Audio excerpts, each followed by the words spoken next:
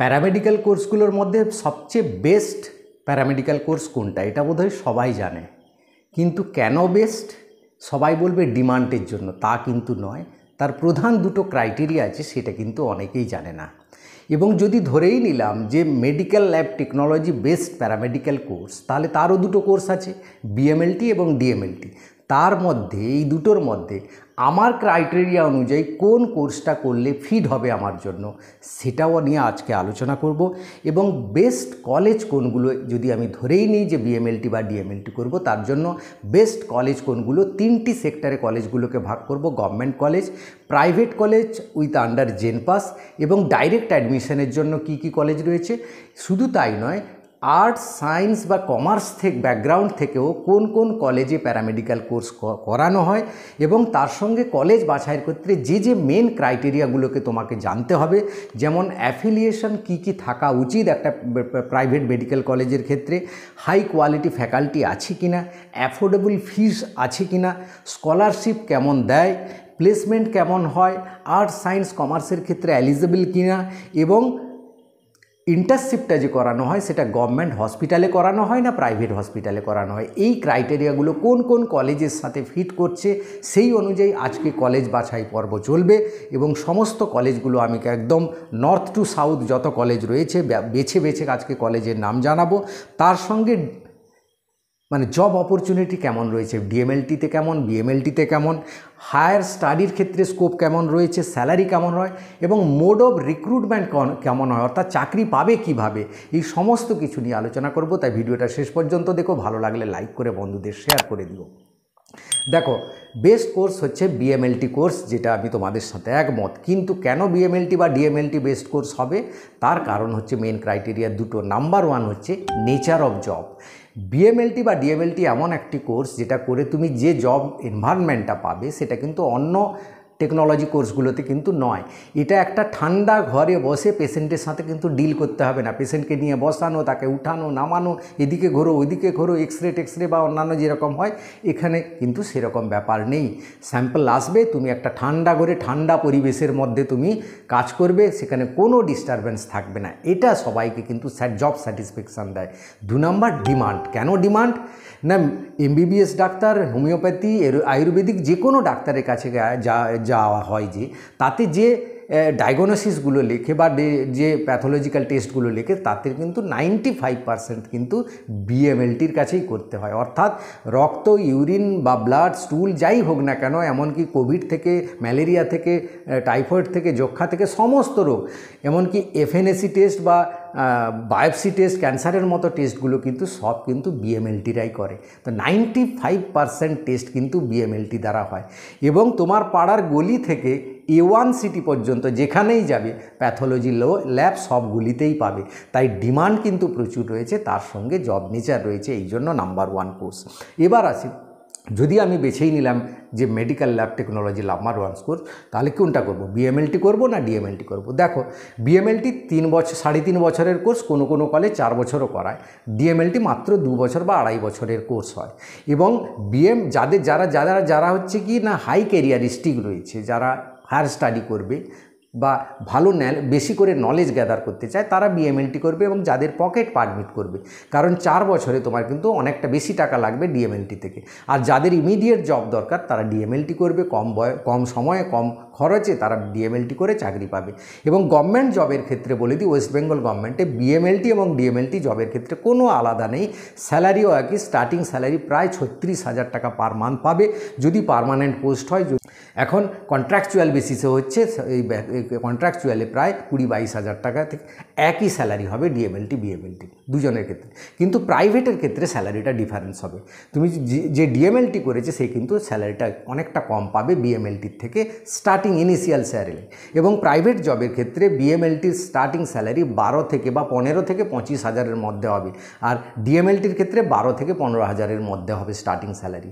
কিন্তু তোমার এই প্রফেশনে একটি কথা মনে রাখবে, স্যালারি কত হবে ডিপেন্ড করে সেটা তোমার ক্রাইটেরিয়ার, অর্থাৎ তুমি কতটা কাজ জানো, কতটা ভালো কাজ শিখতে পেরেছো, কতটা ভালো রেজাল্ট দিতে পারছো, সেটার উপর ডিপেন্ড করে। তুমি যদি ভালো কাজ করো, একজন বিএমএলটি স্পেশালিস্ট কিন্তু 50-60 হাজার টাকা পার মান্থ বেতন পায়, যদি সে ভালো ইনস্টিটিউটে একটা চান্স পায়। এবং বড় বড় ইনস্টিটিউটগুলো, যে প্যাথোলজিক্যাল ইনস্টিটিউট বা মেডিকেল কলেজগুলোতে যে রয়েছে, সেখানে কিন্তু 50-60-70 হাজার টাকা করে বেতন পায় এরকম ভালো সিনিয়র যারা রয়েছে। তো এক্সপিরিয়েন্সের উপর তোমার স্যালারি কিন্তু ডিপেন্ড করছে। এবার যেটা আসি হায়ার স্টাডির নেচার যেটা রয়েছে, হায়ার স্টাডি কিন্তু ডিএমএলটিতে অনেক লম্বা প্রসেস হয়ে যাবে, তোমাকে ডিএমএলটি করে আবার বিএমএলটি করতে হবে। তাই যারা হায়ার স্টাডি করবে তারা কিন্তু বিএমএলটি করবে, তারপরে তুমি মাস্টার করবে। এবং একটা বড় কথা বলে দিয়ে, বিএমএলটি করার পর তুমি সুইচ ওভার করতে পারবে, মানে মাস্টার করার জন্য তুমি জেনারেল সায়েন্স লাইনে চলে আসতে পারো। যেমন বিএমএলটি করার পর তুমি মাস্টার কিসে করতে পারবে না, মাইক্রোবায়োলজিতে করতে পারবে, সাইটো প্যাথোলজিতে করতে পারবে, তার ইমিউনোলজিতে করতে পারবে, এমনি জেনারেল সায়েন্সের যে বা মেডিকেল সায়েন্সের যে এমএসসি কোর্সগুলো আছে সেগুলোও করতে পারবে, বা এমএমএলটি যেটাকে MSc in medical lab technology বলা হয়, সেটাও করতে পারবে। তো ইচ্ছে করলে শিফট করতে পারবে। এবং বিএমএলটি করার পর তুমি ডব্লিউবিসিএস, পিএসসি, মানে ইউপিএসসি, আইএস, সমস্ত রকমের গ্র্যাজুয়েশনের সমস্ত রকমের ব্যাংক, রেল, যত রকমের জব আছে সব জবের জন্য তুমি এলিজিবল হবে, যেটা ডিএমএলটি করলে তুমি এলিজিবল হবে না। তাই তোমার পকেট যদি পারমিট করে, সময় যদি পারমিট করে, তুমি কিন্তু বিএমএলটি করা কিন্তু বেস্ট হবে। এবার যদি বিএমএলটি করো, তাহলে মোড অফ রিক্রুটমেন্ট কেমন হয় একটু বলে নিই, তারপর কলেজে আসবো। দেখো, মোড অফ রিক্রুটমেন্ট বিএমএলটি এবং ডিএমএলটির ক্ষেত্রে একই। যে কোনো জায়গায় যাও তোমার ইন্টারভিউ হবে, আর রিটিন দিতে হয় না সাধারণত। প্রাইভেট বা গভর্নমেন্টে কোনো সেক্টরে রিটিন হয় না, তোমার ইন্টারভিউ হবে। ইন্টারভিউর পর তুমি কতটা কী কাজ জানো দেখে নিয়ে তুমি চাকরিটা পাবে। এবার আসে, আমাকে যদি কলেজ বাছতে হয় তাহলে কোন কোন ক্রাইটেরিয়ার উপর বাছতে হবে। প্রথমে আসি অ্যাফিলিয়েশন, যেটা আমি বলছিলাম। সেই যে কলেজটা বাছবে সেটা ইউজিসির আন্ডারে আছে কিনা, বা এআইসিটির অ্যাফিলিয়েটেড কিনা, বা West Bengal university of health সায়েন্সের আন্ডারে আছে কিনা, বা ম্যাকআউট হলেও হবে, বা ন্যাকের যদি সার্টিফাইড হয়, তাহলে আর কোনো কিছু দেখার দরকার নেই। তো এই যে চারটে বললাম, এই চারটের মধ্যে যে কোনো একটা অ্যাফিলিয়েশন হলে সেই কলেজে হবে। যদি এর অ্যাফিলিয়েশন না থাকে, সে কলেজে অ্যাডমিশন হবে না। 2 নম্বর, হাই কোয়ালিটি ফ্যাকাল্টি কোনটা দেবে, যেগুলো সাধারণত মেডিকেল কলেজে, সেগুলোতে হাই ফ্যাকাল্টি থাকবে, নিঃসন্দেহে সেইগুলো বেছে নিতে পারো। অ্যাফোর্ডেবল ফিস আছে কিনা, তোমার পকেট পারমিট কিনা, করবে কিনা, সেটা কথাবার্তা বলে নেবে। এবং স্কলারশিপ ফেসিলিটিস দেয় কিনা, সেটাও তুমি কথা বলবে। অনেক কলেজ আছে, নাম বলবো, যারা কিন্তু খুব ভালো স্কলারশিপ ফ্যাসিলিটিস দেয়। প্লেসমেন্ট কেমন দেয়, কোনটা 90%, কোনটা 100% বা সত্যিই দেয় কিনা, এবং আর্টস, সায়েন্স, কমার্সের জন্য কোন কোন কলেজগুলো রয়েছে, সমস্ত কিছু। এবং ইন্টার্নশিপটা মেডিকেল কলেজে হয় কিনা, এই ক্রাইটেরিয়াগুলো দেখে তবেই তুমি কিন্তু অ্যাডমিশনটা হবে। এবার আসি আমরা কলেজে। দেখো, কলেজগুলোকে 3টি সেক্টরে ভাগ করেছি। প্রথমে বলবো, West Bengal university of health সায়েন্সের আন্ডারে 2টি মাত্র গভর্নমেন্ট কলেজ রয়েছে। স্কুল অফ ট্রপিক্যাল মেডিসিন, যেটা কলকাতাতে রয়েছে, এতে সিট রয়েছে 30টা, এবং এখানে কিন্তু জেনপাস ইউজিতে ভালো র্যাঙ্ক করলে তুমি পাবে। College of paramedical and allied health সায়েন্সের যেটা রয়েছে কল্যাণীতে, সেটাতে 20টা সিট রয়েছে, এখানেও ভালো র্যাঙ্ক করতে হবে। আরেকটি স্টেট গভর্নমেন্টের আন্ডারে কলেজ রয়েছে, যেটা হচ্ছে KNU, কাজী নজরুল ইউনিভার্সিটি, যেটা জেনপাস না দিয়েও পাওয়া যায়, এবং এটা ন্যাক সার্টিফাইড কলেজ, ইউজিসির আন্ডারে, এআইসিটিও অ্যাফিলিয়েটেড রয়েছে। এখানে সিট কিন্তু বেশি রয়েছে, 60টা সিট রয়েছে। এবার আসি প্রাইভেট কলেজে, যেগুলো জেনপাস দিয়েও অ্যাডমিশান হতে পারো, বা কিছু কথা বলে সিট বুক করে ডাইরেক্ট অ্যাডমিশান হতে পারো। যেমন নাম্বার 1 এখানে জেনপাস দিতেই হবে, যেমন KPC medical college, number 1 private medical college in West Bengal.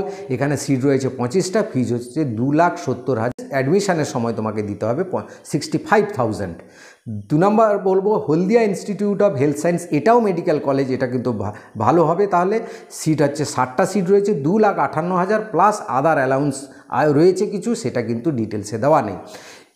তারপরে বলবো east West education institute of paramedical allied health science, যেটা পূর্ব বর্ধমানে রয়েছে, এটাও মেডিকেল কলেজ, এখানে সিট রয়েছে 40টা, ফিস এখানে 3.1 lakh. IQ city medical college Bardhaman, এখানে সিট রয়েছে 30টা, এখানে কিন্তু অ্যাডমিশনের সময় লাগবে 1,25,000 টাকা, টোটাল ফিস লাগবে 3.5 লাখ টাকা 4 বছরের জন্য। শিলিগুড়ি প্যারামেডিক্যাল কলেজ জলপাইগুড়িতে রয়েছে, সিট 40টা রয়েছে, এবং ফিস রয়েছে 75,000 টাকা, প্লাস কিন্তু আদার অ্যালাউন্স রয়েছে, অর্থাৎ এখানে ফিসটা অনেকটা কম। এবার যেখানে কিছু কলেজ বলবো সেখানে কিন্তু প্রাইভেট কলেজ হলেও কিন্তু ডাইরেক্ট অ্যাডমিশন তুমি হতে পারবে এই কলেজগুলোতে, যেমন নিউশিয়া ইউনিভার্সিটি ওয়েস্ট বেঙ্গলের র্যাঙ্ক 1 রয়েছে ইউজিসির আন্ডারে, এবং এখানে এইচএসে 50% ফিজিক্স কেমিস্ট্রি বায়োলজিতে পেতে হবে। এখানে সিট রয়েছে 80টা এবং ফিস হচ্ছে 3,15,000 টাকা 4 বছরের জন্য, মানে 3 বছর প্লাস 3.5 বছর, 3 বছর প্লাস 6 মাস ইন্টার্নশিপ। প্লেসমেন্ট খুব ভালো, 98% প্লেসমেন্ট। নাম্বার 2 বলবো ব্রেনওয়্যার ইউনিভার্সিটি বারাসত কলকাতাতে রয়েছে, এটা ইউজিসি এবং এআইসিটির আন্ডারে রয়েছে।